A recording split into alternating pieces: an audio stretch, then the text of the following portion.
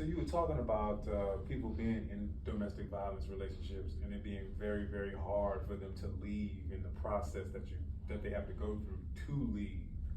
Could you talk a little bit about that?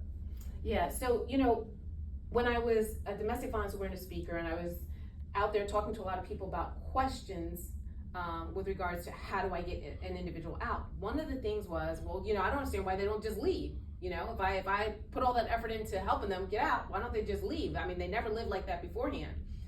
And the way that I explain it is when you're trying to help someone through a domestic violence situation, it's not like you just go pick them up and take them out. It's actually work, because what the abuser has done has built in a lifestyle or a way of thinking to them. Let me explain to you how difficult it can be to get a person out. So when I was in sales, when I was in hotel sales, we used to have these conferences where people would go and they would have like the big hoopla festival stuff and, amusement park, whatever. And they had this big old Velcro wall, right? And so we had to put on these sumo costumes, and the goal was to jump up on the wall. So me, I was always good in sales, top in sales and that kind of stuff. So I'm talking junk. I'm like, all right, everybody come on, you can't beat me in our numbers, but you can possibly, maybe, kind of, if you think it can, jump higher than me on the Velcro wall. So I'm talking junk. So I got everybody, it's our national conference, I got everybody from Hyatt, all the sales reps involved in this. So the whole crowd is staring at the Velcro wall, right? So what you had to do is you had to put on the sumo suit, run up to the Velcro wall, and then jump up as high as you can and stick. So I run out, and I'm running, and at that time I used to wear my hair back and a fake ponytail, right? So I'm running. I jump up and I stick, right? Probably not the highest.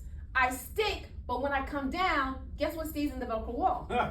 My ponytail, right? And keep in mind, everybody saw it. It was a part of like all the sales talks, because this was the first thing. So the whole weekend we were talking about my ponytail.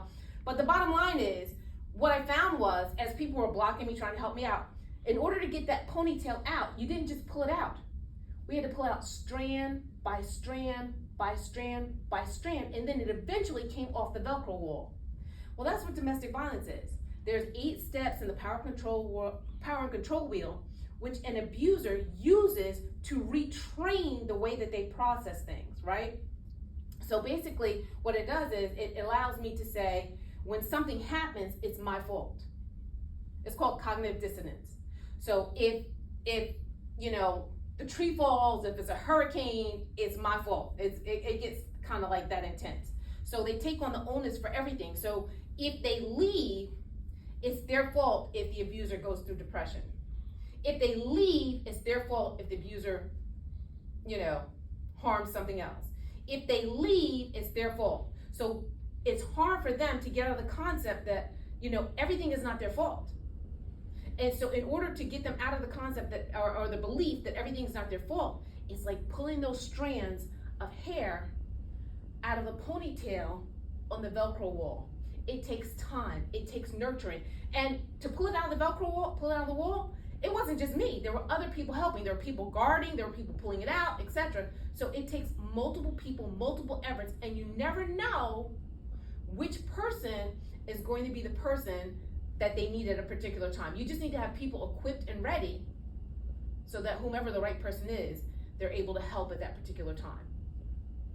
So do you find, like, in your exploration and your studies, there are people who are trapped in relationships like that to some degree because the person has used or weaponized their nature against them to some degree? Like you were talking about, they're extra kind, and so all of a sudden their empathy is used against them, or they feel a certain way in a certain environment, and then they find themselves being capitalized on in that environment that makes them uncomfortable, or trying to avoid that happening or anything like that. Do you understand what I'm saying? Yes, it's a very nurturing process, for victims. They're always trying to nurture and help other people. And tell me if this story kind of answers your question. So basically you're asking, can you just give it to me one more time? So basically what you're asking is, the person feels guilty for leaving, or you're asking about the abuser makes them feel guilty or less than in the process? Yeah, like abusers look for traits. traits that, if in the hands of someone who is not abuser, are positive traits? Got it. Okay, yeah. So I was going to tell you the story, but I wanted to make sure that I was like on the same page. Okay, so I don't know if we should do this as a separate one or if we should do this as a second. Second one. Just go ahead. You starting the second one right now? No, I'm saying, go ahead with the story, and I'll get to it. Wait, after. can you ask the question and then put it all together? Yeah. Okay, go. Wait, you didn't hear the ding. Stop. I had to stop, but yes, hold on.